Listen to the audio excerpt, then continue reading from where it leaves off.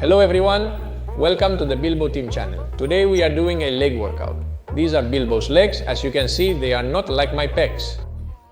You all have asked me if my legs have grown, how much they measure after the Bilbo progression. Well, the truth is I haven't measured them at all. I'm not the type to measure myself. Because the only thing you can take with you is disappointment. But come on, it is obvious that the quadriceps have grown quite a bit. This is the Bilbo progression as it goes.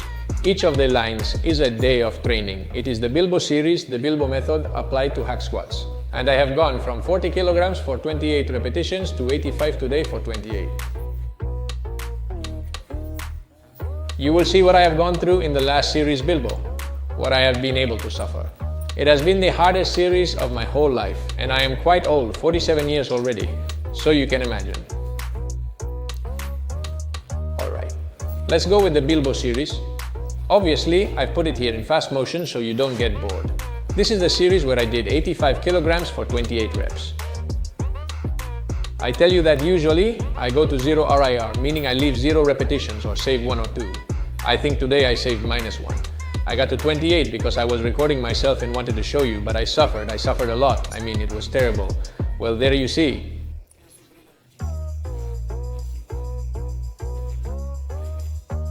My recovery effort was unfortunate, but honestly, I am completely exhausted. I mean, the quads pump was intense. I almost called emergency services. My legs were aching and they were shaking a lot. I know that for many this training is quite ridiculous. For me it is quite hard. Well, and the results are visible. As you know, the Bilbo method is organized in a way that we look for results. I'm looking for results in terms of muscle size.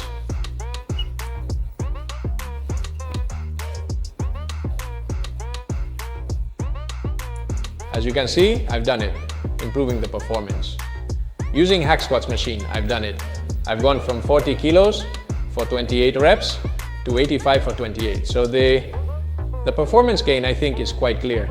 So as it's a workout to seek results, I've organized it this way, okay? On leg day, I just do that Bilbo series.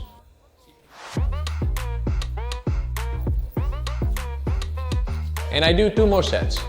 Like this one you see, which is at 8 repetitions with the same weight. I did these 8 repetitions and then I did another one where I only got to 7. Didn't make it to 8, okay? I was already feeling too much tension in my knees and my quadriceps were getting very hot, so I stopped at the 7th repetition in the next set.